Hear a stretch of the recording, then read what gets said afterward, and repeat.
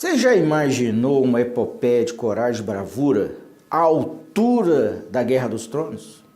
À altura das batalhas da Terra-média? Pois é, isso existiu no contexto da história da humanidade. Eu sou o professor Robinson do curso de Graus. Vem comigo. Apresentar! Arma!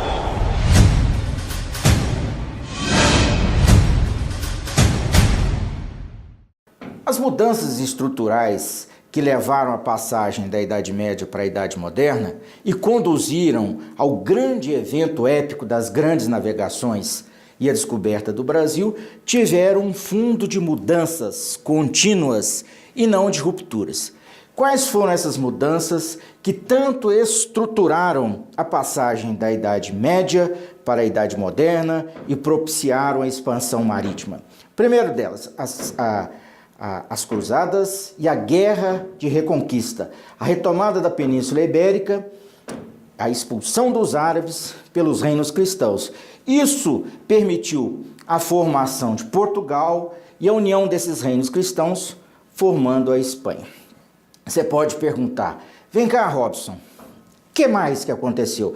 Nós tivemos as reformas, a reforma religiosa, o renascimento comercial urbano, o surgimento da burguesia, a centralização política e, principalmente, a formação do Estado Nacional moderno. Então, a partir deste momento em que o rei centraliza o poder e dá um projeto de nação a Portugal, a mesma coisa a Espanha, nós teremos um projeto calcado em quê? Em estudo, em preparação, e isso serve de exemplo para você. Se você tem um projeto, estude por ele, se prepare. E foi isso que Portugal e Espanha fizeram. Se prepararam, se articularam, desenvolveram estudos náuticos antes de se lançar aos mares. Se Sagres existiu ou não, isso fica por conta dos historiadores. Resta saber que, uma vez unificados, essas nações, potências à época, foram capazes, sim, de desenvolver um ciclo de navegações. Um para o Ocidente e o outro para o Oriente. O caso de Portugal, que estabeleceu uma rota de navegações para conquistar aquilo que de melhor havia no comércio de então. O controle do comércio das especiarias. Aí você pode perguntar, tá, professor, mas quer dizer que canela, gengibre, noz moscada, coisas que a gente encontra nas prateleiras dos supermercados têm imenso valor?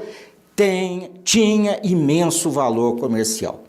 Este comércio as rotas terrestres estavam nas mãos dos árabes. E Gênova e Veneza controlavam o comércio no mar Mediterrâneo. O projeto nacional de Portugal, o projeto nacional da Espanha, era de chegar até as Índias por uma rota alternativa e, dentro desta rota alternativa, controlar esse comércio. Portugal estabeleceu, ano após ano, uma série de estudos náuticos, de trabalho, de cartas náuticas, de estudo do vento, utilizando melhorias como a caravela, o astrolábio, as cartas de navegação para contornar o continente africano. E uma vez estabelecida essa rota, chegar até as Índias. Essa epopeia, está retratada nos Lusíadas de Camões, né? Vai de 1415 a 1488.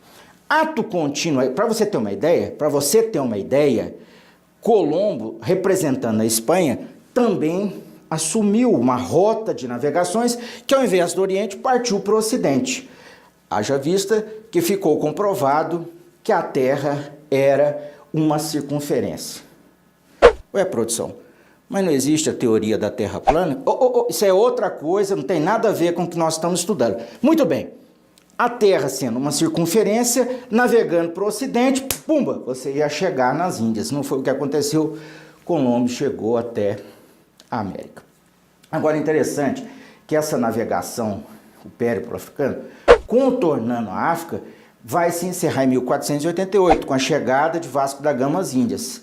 Agora, 3 navios obtiveram com sucesso um lucro de 1000%. Você acha que a coroa portuguesa ia parar aí? Nananina não. Montaram uma esquadra super poderosa com 15 outros navios, entregaram a Pedro Álvares Cabral, que, casual ou intencionalmente, veio e bateu no nosso litoral em abril de 1500. Estava descoberto o Brasil. Restava agora Portugal e Espanha dividirem o mundo entre si, com a aquiescência da igreja. Tentaram primeiro com a bula intercoeteira. Não deu certo. Depois firmaram o Tratado de Tordesilhas. Vocês podem se perguntar, professor, vem cá, com tanta riqueza, Portugal se preocupou com o Brasil? Não. De 1500 a 1530, não houve essa preocupação, né? Até porque os lucros com o comércio das especiarias eram altíssimos. E o que restou ao Brasil? Apenas a exploração de uma madeira que nós tínhamos em todo o litoral, que tinha um relativo valor comercial na Europa, porque o seu miolo era utilizado para tintura de tecidos. Esta riqueza foi o pau-brasil. Você deve estar lembrado disso, né? Você deve estar lembrado disso. Dois conceitos fundamentais com relação à exploração do pau-brasil. Primeiro, o estanco. A coroa portuguesa não se envolveu com isso. Ela concedeu o monopólio de extração a alguns comerciantes. E o segundo, essa extração era feita com a exploração de mão de obra indígena. O primeiro termo é o estanco. O segundo termo é o que nós chamamos de escampo. Ok? Muito bem. A partir da crise do valor comercial das especiarias, Portugal passou a ver com outros olhos o Brasil, por dois motivos. Primeiro, porque já existia um planejamento estratégico nas ilhas do Atlântico portuguesas, no sentido de implementar um novo produto comercial. Qual era ele? O ouro branco, o açúcar. E foi através do empreendimento do açúcar que Portugal ocupou, povoou e defendeu o Brasil dos contrabandistas franceses. É importante nós lembrarmos que o rei da França contestava abertamente Tordesilhas, que dizia o seguinte, vem cá, eu quero saber qual é a cláusula do testamento de Adão que deixou o mundo para Portugal e Espanha. Beleza? Então, a partir do momento que Portugal decide efetivamente colonizar o Brasil, vai fazê-lo através da empresa açucareira.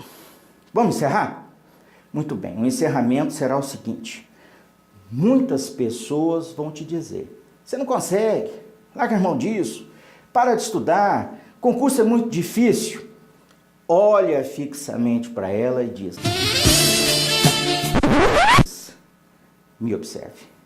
Aqui é professor Robson, no Degraus Concursos. Adsum! Fui!